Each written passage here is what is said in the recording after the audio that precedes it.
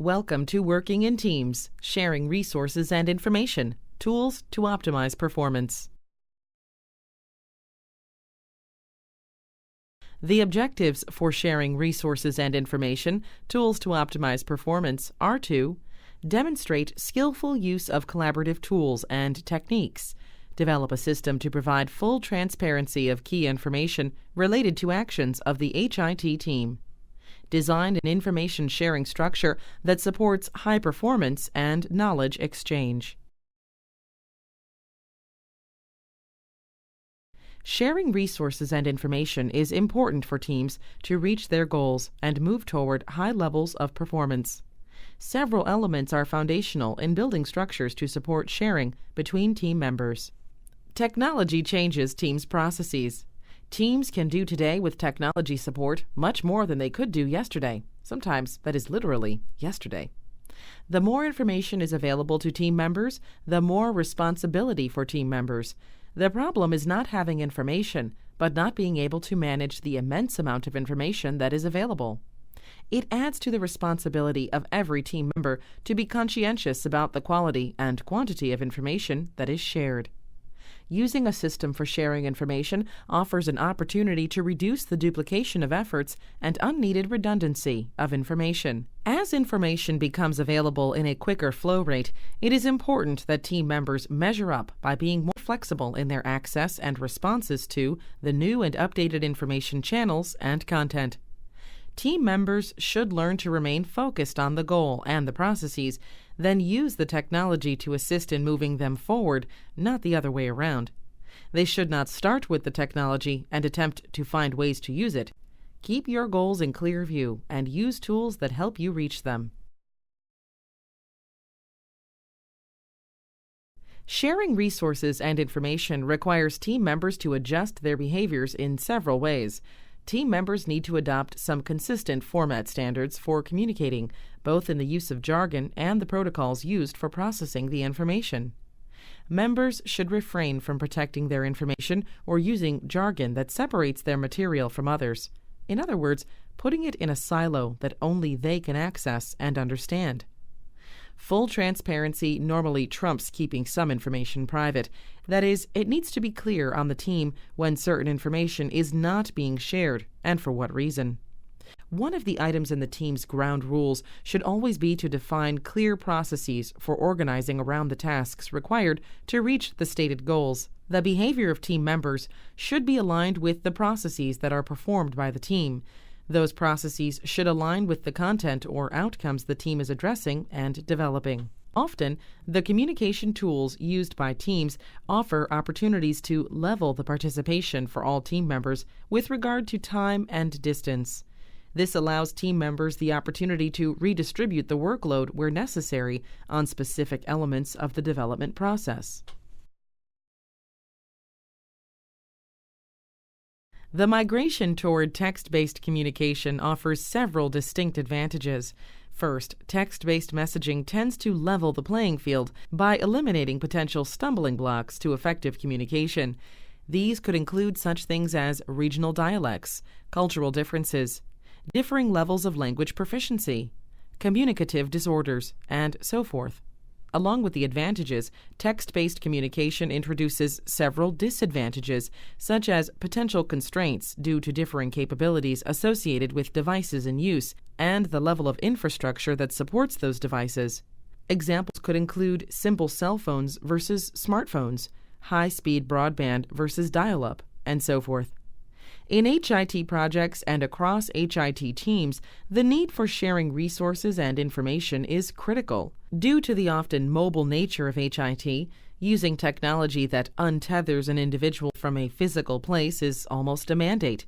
Teams that are comprised of cross-department members need a way to quickly relay new issues, new ideas, and to share new knowledge.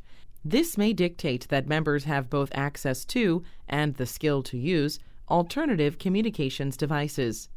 It is important to realize that something that many of us in urban settings take for granted may be nearly impossible in remote communities. Case in point, cellular telephony, smartphones, and access to 3G and 4G networks and so on Let's talk about some of the devices that are being used to facilitate team communication. As the proliferation of digital communications continues, new devices and delivery methods are becoming available that greatly facilitate communication. For example, many healthcare providers are already employing smaller, more portable devices, such as tablet PCs and netbooks, to collect and manage patient information. Healthcare professionals are using smartphones to stay connected to their patients' information, and smartphone apps are being developed to access health information quickly and efficiently. Patients are rapidly increasing their use of electronic devices as related to health. Global connectivity across the globe allows almost anyone to be reached at any time and in any location. The communication platforms shown on the slide are ones that you may be quite familiar with. Remember, however, that many of you may end up in rural communities or in areas where the uptake of technology may be lagging. You need to consider the level of digital competency across your client base.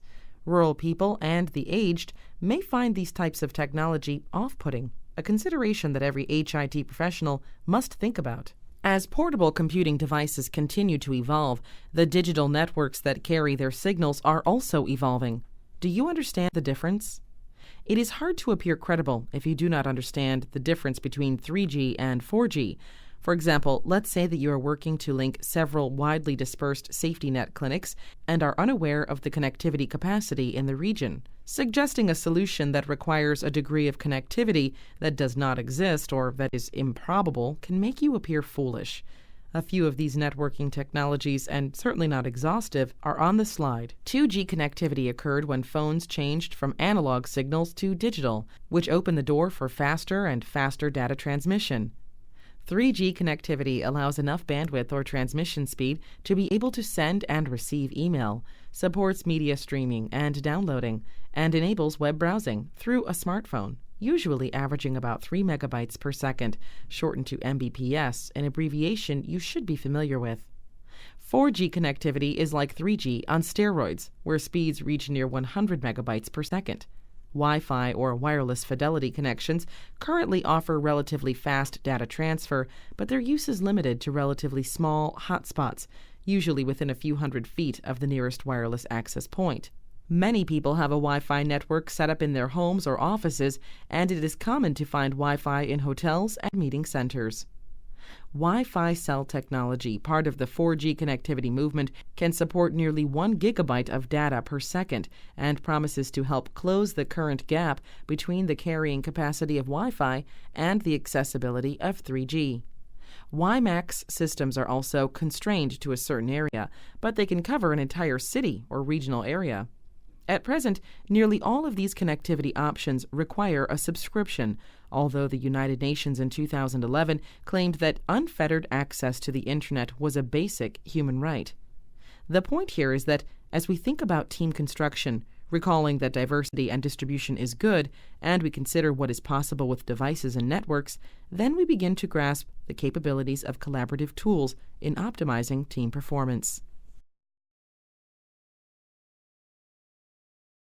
Now, take a deeper look at one of the devices mentioned on the previous slide, doing some individual investigation if you are unfamiliar with them. Perhaps you have used one of these devices. What types of questions might you ask to determine the communication needs of your team? How might you go about determining feasibility? For example, you may need to assess the cost to the individual or the potential to fund communication costs via your project budget. If you decide that the budget should fund the cost of team communications, what impact do you think this may have? What strategies might you think of that would prevent budget overages or inappropriate use of connectivity for non-team related activities? How might you assess the willingness of team members to use the technology? How might you encourage the growth of team members in using new technologies that they are unfamiliar with? In other words, how would you grow their ability? What strategies can you employ, or what resources can you tap into to find out what sort of devices and connectivity options are available?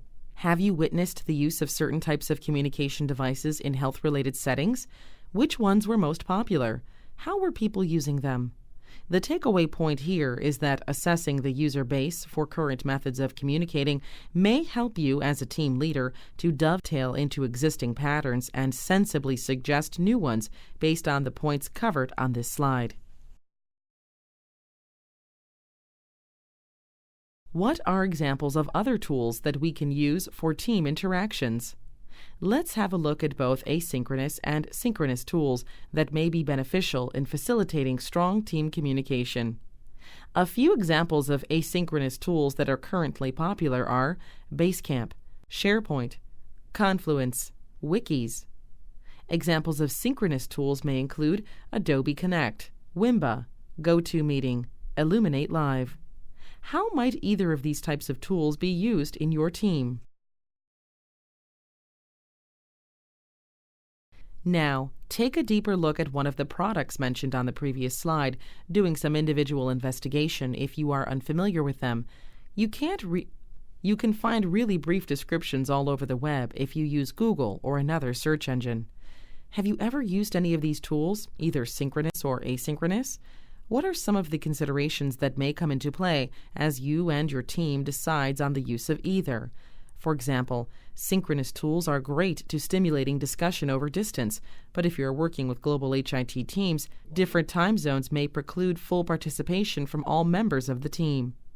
Similar to the communications devices and connectivity considerations, how might you go about determining feasibility for the use of any of these tools? What considerations of budget, ability, and willingness might you need to address? How would you do that?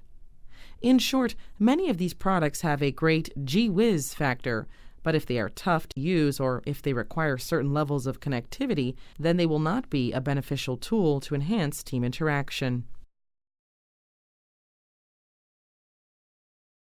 We offer here a listing of some tools that may be helpful to support collaborative or team-based document development. This is by no means an exhaustive list. More and more of these products are being found on the cloud, which is very helpful when busy teams that are geographically separate are working on a collaborative document. In HIT project work, it is very difficult to assemble people in one spot at one time. Tools such as those listed on the slide were developed in part for situations like this. When an HIT team is formed, one of the first things that will become apparent is that not all team members will be available for every meeting. There will be physicians who are called away at the last minute, nurses who can't break away from patient care, and office managers who are dealing with a billing crisis. This doesn't mean that they will not be productively active team members, since work can still be done outside of a face-to-face meeting environment. It is challenging to have the most up-to-date documents ready for review by all the team members. In short, we have to support the nature of teams, particularly in health-related environments. Busy, distributed, distractible, there's an app for that. A brief introduction to the tools from the last slide will be provided here. It is up to you to explore these and to see what might be interesting or useful for your efforts. The applications can be tucked away into your virtual HIT tool chest for the day that you will need something like this. Versioning control, the bane of many collaborative teams, has a new friend in the software called Redliner. Redliner is particularly adept at helping teams to get a handle on collaborative documents in regards to keeping the version numbers straight. Google Docs is a similar tool, but possibly with fewer feature functions. But of course, Google Docs is free. Doing Text is another example of an app that handles document collaboration. It resides on a hosted platform, which has both pros and cons, but it does generate a unique URL that can be distributed across teams, allowing ready access to anyone with an internet connection. Kablink is a free and open-source assembly of collaboration widgets specifically designed to help collaborative team members in both online and offline work. For example, if a team member completes work offline, then connects and uploads work, it will be automatically synced with other team members' work that is already online. This is a handy feature, particularly for HIT road warriors who travel a lot. Another example of a piece of software that supports collaborative teamwork is Colano's Workspace. This is a free and open source application with a catchy motto of "Think out of the inbox." The other tools from previous slides include PBWorks, which is a suite of tools that includes real-time updates of changes to related workspaces, allows a user to edit a document in real time, supports instant messaging, and supports voice-over IP collaboration. Business and legal document templates are featured on the platform and can be purchased via an online store that is accessible to customers or users. This is not an open-source app, so this and others like it may cost money to use. A free file-sharing service, drop.io, similar to Dropbox and other similar applications, can be very helpful to teams. By allowing team members to upload files, then producing a URL that can be sent to authenticated users to access, collaborative teamwork can be enhanced. Social Text combines a wiki with a blog, providing a robust collaboration platform. Social Text allows the creation of personalized dashboard by individuals, which adds some degree of user appeal. The Social Text platform supports email and microblogging as well, two features which may add extra value to teamwork, particularly as teams look to consolidate the number of different software applications used to support group work. ETB, another tool to support teams in the digital sense, combines aspects of Twitter, Dig, wikis, and blogs to form an environment where ideas can be shared, enhanced, and built upon. Users are each given a personal page, called a TP, where other team members jump in and contribute thoughts and perspectives. In this fashion, an idea can be fleshed out, tapping into the collective wisdom of the team. Member Hub is similar to some of the other applications already covered. In essence, Member Hub is a gathering area for a team to interact, and it provides features such as shared calendars, discussion boards, dashboards, and other innovative online tools for shared work. Collab and OneNote are two remaining examples. Collab is very well designed and has obvious input from user interface designers. It is edgy, engaging, and offers a very feature-rich collection of applications designed with the collaborative team in mind. OneNote, not quite as robust as some of the others, but still useful, can be distributed via the cloud. It can be quite useful for the collaborative creation of procedure books and the like. It can be likened to a virtual 3-ring binder that can be shared and edited by team members. There are scores of these kinds of applications all over the place, but one last one to mention is Baboogle, which is a combination of Blackboard and Google. You may want to investigate these and others to see which, if any, work for you in regards to team and document collaboration.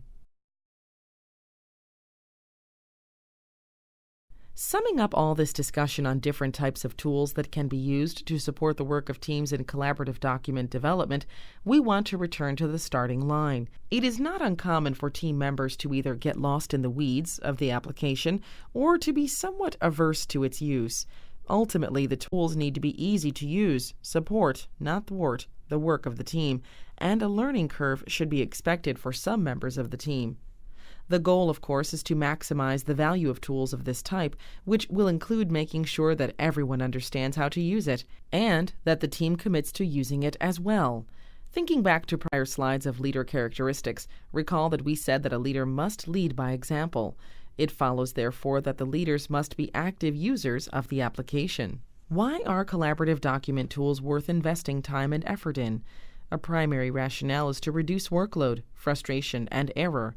Let's say, for example, that your team is working on a report detailing the process of patient flow through a large physician practice, in preparation for generating a request for proposal, RFP, from a large HIT vendor.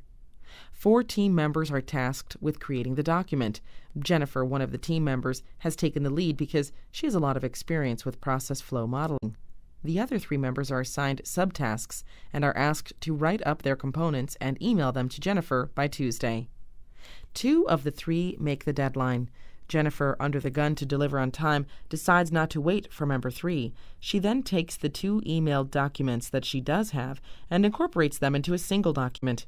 Jennifer then sends version 2.0 back out to the entire team with a 24-hour turnaround time. After she sends out version 2.0, team member 3 emails his document 2 days late. Jennifer manually inserts the late contributions into version 2.0, making it now version 2.5. The other team members have already made their additions and corrections to version 2.0. You can see where this is going. Frustration mounts. Jennifer is loaded with document reconciliation and versioning control, and effort is wasted.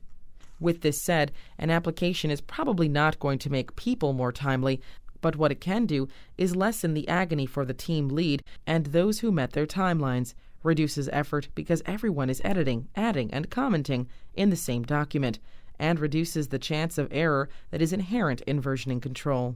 Collaborative document development is valuable whether the team is dispersed across an institution or across the globe.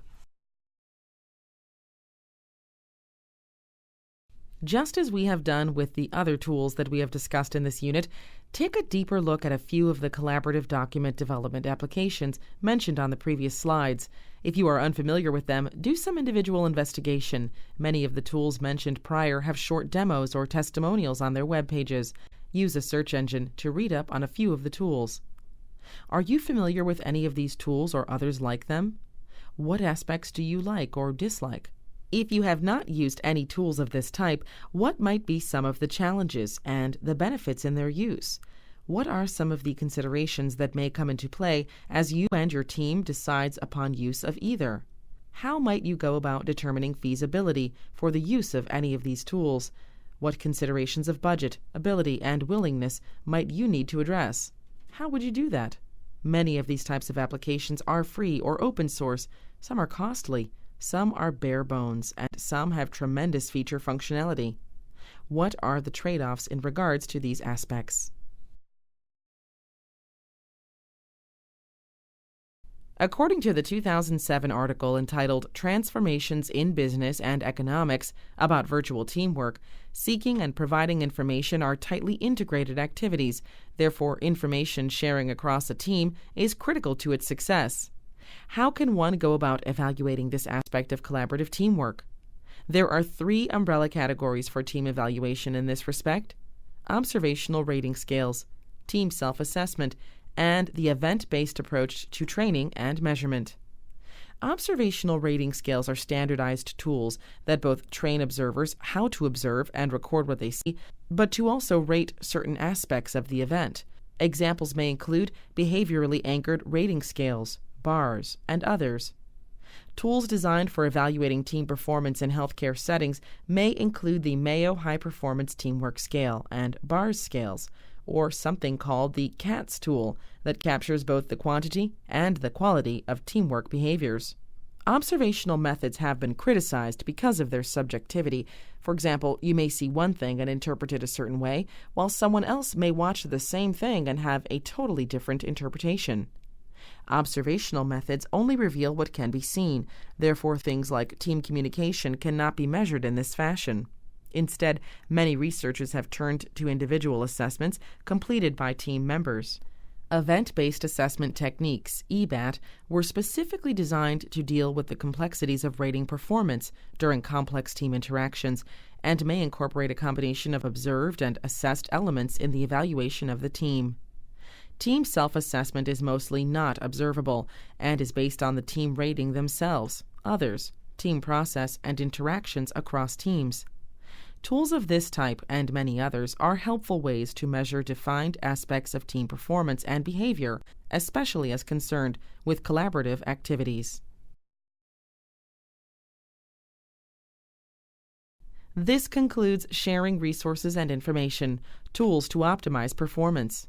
In summary, you should now have gained an appreciation for a variety of collaborative tools that can assist team performance. You have also met the challenges in demonstrating skillful use of collaborative tools and techniques, developing a system to provide full transparency of key information related to actions of the HIT team, designing an information sharing structure that supports high performance and knowledge exchange.